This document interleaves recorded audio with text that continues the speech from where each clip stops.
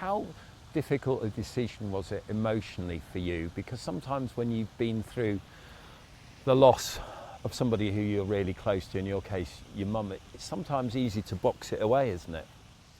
That would be the easy thing to do. I think the type of person I am and the type of person my mum was, to try and give back best that I can and in her name, make her proud and push for other women.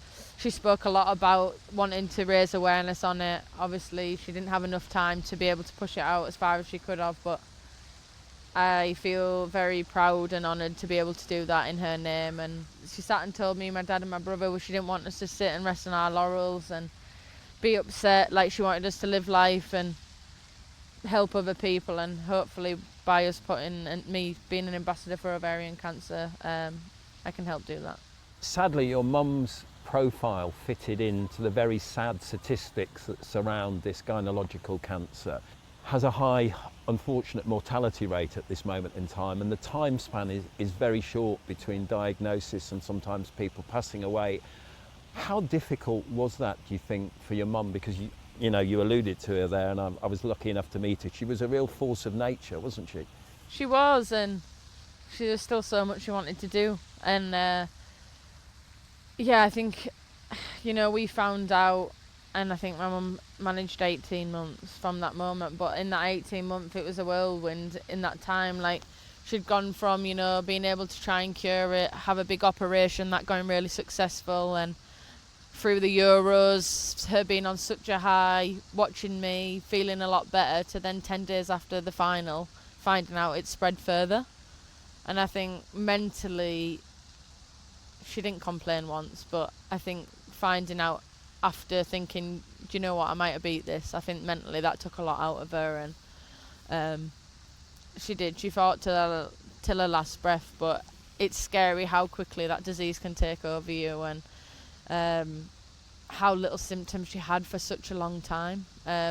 We were joking about it when we obviously first found out. Like, she was putting a little bit of weight on. She was doing pre-season with me, going on the bike, eating healthy and stuff, and she was putting weight on, and we were joking about it. But obviously, in hindsight now, looking back, it was one of the only indicators that she kind of had to realise that that's what she had, ovarian cancer. When you sadly announced the passing of your mum publicly, you made a really poignant statement, I think, that struck a chord with a great deal of us. You said that if it was down to love and love alone, you'd live forever. But as much as that's important, it takes more than just that. We need to challenge the science, do we not? I wish love could have saved her, but again, we've got to push, we've got to challenge the science, we've got to push for more research and people to look in and delve into the understanding of why it maybe happens. Genetically, no one in my family had that, but all of a sudden it's mutated within my mum. Why did that happen? Why has it happened with other women that it's happening to? But it is scary how underfunded ovarian cancer is, and how many people are refused to be get tested. My mum had a blood test done that obviously told her that it was that cancer, and I think a lot of people have been turned away to not be able to get that blood test taken. And my auntie back home is pushing for a lot of people, and I think in that time 3 people have found out that they have early onset ovarian cancer, and it's scary that they never would have even done that.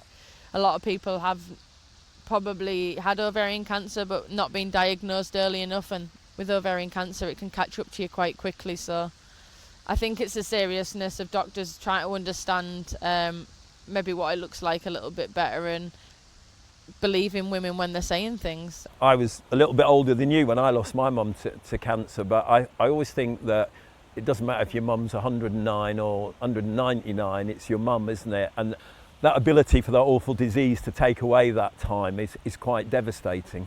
It is. My mum was 54. There's never a nice way to lose someone, but to lose to cancer, and one that is very underfunded and not a lot to help this disease, it was a hard one to take, I think, and that's why I feel an ownership to kind of help put it out there. And obviously the girls at Arsenal have been amazing to help and donate and put the link out for our Walk in Her Name, and try and push people to be a bit more aware of it and Don't get me wrong, I mean, a lot of people in the world have lost people to lots of different cancers, but this one obviously is one that's very close to me, so it's the one that, yeah, I want to push forward. I think we should talk a bit more about your Arsenal family here, particularly the girls. I know there's a very special bond amongst you all. How supportive have they been? They have been my rock. They're my family away from family. My family back home were never worried about me because they knew I had such an amazing support system here. And the day of my mum's funeral, every single one of them girls were there to support not only me but my family and everyone around me, and to, you know, cherish my mum's life. And not many people can say that, and I feel very, very lucky that I have them people in my life, and they're the ones who have kind of kept me above water sometimes. And yeah, I feel very lucky to have them people there. Now, it's all about walking, and I know you and Viv have recently invested in taking ownership of a dog and a puppy. So if my maths is right, 100k is 60 miles, isn't it? So how's the 60 miles going with the dog? I would say we're well over that right now. It's been going okay. Viv slowed down a little bit. She's had a little bit of a surgery, so I've had to take over the reins on that one. But no, it's been nice. We are on the beach. Even Viv's coming out with a crutch. Got Vic Pullover joining in, and of course little Miley. Hello. I think it's been really refreshing, both mentally and obviously knowing that you're helping with such an amazing cause and keeping yourself fit at the same time. So when you're alone like that, and you mentioned the mental side of it, can you relive the happy memories with June and the positivity of what was a life well lived?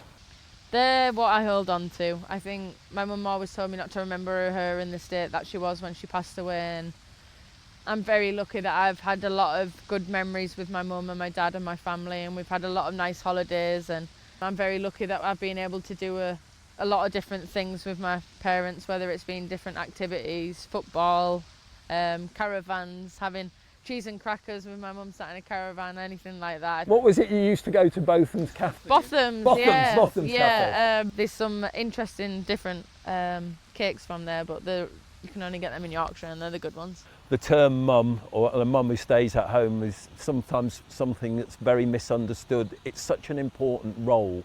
So if you can achieve something so more people can have time with their mums, how important is that to you?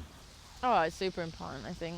I'm very lucky to have had the time and the memories with my mum. I would wish for so much more, but I think perspective when I speak to people now is to enjoy them small moments and have that support system. And you know, mums come in lots of different forms. They might not be blood related. There might be someone who acts like your mum, gives you the support that you need sometimes away from home. And I think that's why it's nice here. I have such like a family away from family, that my mum always felt comfortable that she knew I was in safe hands with these people. But yeah, myself, ovarian cancer, everybody who's supporting can help a few more young boys and girls, or older boys and girls in the world, to have a little bit more time with a mum, then I think we know we're winning a little bit.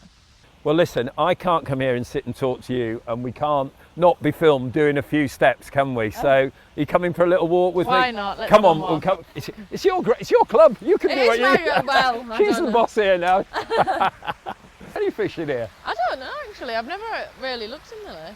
My biggest personal regret was that when my mum died, I was in hospital at the same time. Mm-hmm.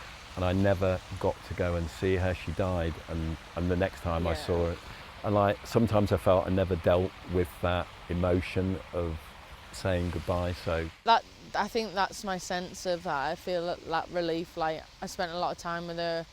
We kept her at home. We looked after her. Everything she wanted was already organised when the guy came round to ask about arrangements. And yeah, my dad, my brother, and me were sat there. They're like, the minute she said I'm ready to go, and then she let herself go. So in that sense, I felt we did everything we could in that bad moment for her, and she felt comfortable, and she said, like, when she's ready, she was ready.